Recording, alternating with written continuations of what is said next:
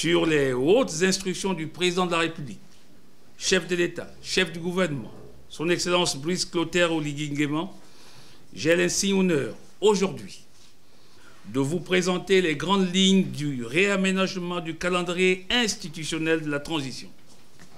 Cette communication a pour objectif de clarifier le cadre légal, rénover les enjeux démocratiques et les échéances qui structurent notre action commune.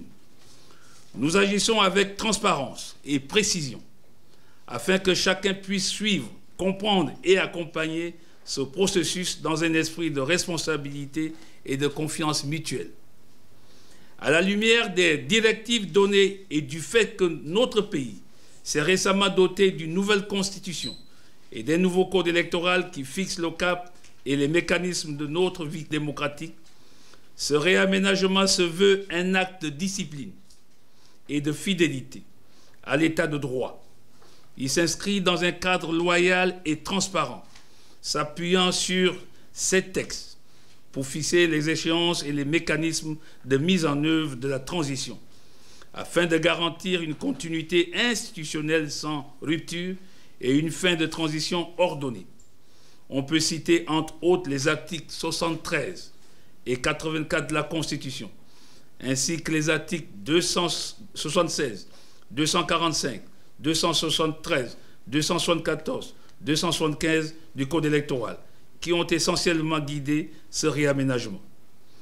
Le chronogramme réaménagé fixe donc de manière explicite la fin de la transition au Gabon.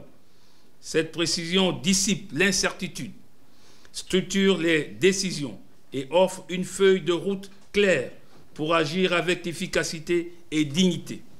L'objectif demeure inchangé, conduire une transition qui s'achève selon le calendrier défini, dans le respect des échéances et la fiabilité exigée par le peuple et nos partenaires extérieurs. Cette démarche affirme l'importance du cadre constitutionnel et témoigne de notre détermination à agir avec rigueur et responsabilité afin d'écrire une page durable de l'histoire qui porte le Gabon vers une 5e République solide et prospère. Aujourd'hui, nous proposons une approche politique résolue et inclusive, une dynamique de progrès mesurée mais ferme, une gouvernance qui écoute et agit avec discernement, une vision partagée qui transforme l'incertitude en opportunité et rassure ceux qui nous accordent leur confiance. Aux concitoyennes et concitoyens, ce message porte votre sécurité, votre dignité et l'avenir de notre nation comme fil rouge de chaque décision. Aux partenaires nationaux et internationaux, nous réaffirmons notre détermination à bâtir ensemble une architecture institutionnelle robuste, crédible et efficiente, fondée sur le cadre rénové de notre législation. Le calendrier réaménagé se présente ainsi qu'il suit.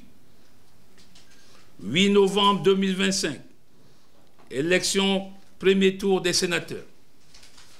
11 novembre 2025, élection des maires et leurs adjoints pour les communes sans arrondissement, ainsi que les présidents des conseils départementaux et leurs adjoints. Le 16 novembre 2025, élection des maires et leurs adjoints pour les communes disposant d'arrondissement. Le 17 novembre 2025, mise en place du bureau de l'Assemblée nationale. Le 23 novembre 2025, élection des maires d'arrondissement et leurs adjoints. Le 25 novembre 2025, élection deuxième tour des sénateurs. Du 13 au 16 décembre 2025, mise en place du collège des conseillers du Conseil économique, social, environnemental et culturel. Le 19 décembre 2025, mise en place du bureau du Conseil économique, social, environnemental et culturel. Le 22 décembre 2025, session extraordinaire du Conseil supérieur de la magistrature. Le 24 décembre 2025, mise en place du bureau du Sénat. Le 26 décembre 2025, mise en place et élection du président de la Cour constitutionnelle.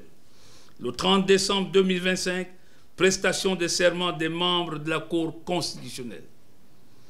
Par ailleurs, et conformément à l'article 73 de la Constitution gabonaise, les fonctions de membres du gouvernement sont incompatibles avec l'exercice des mandats parlementaires.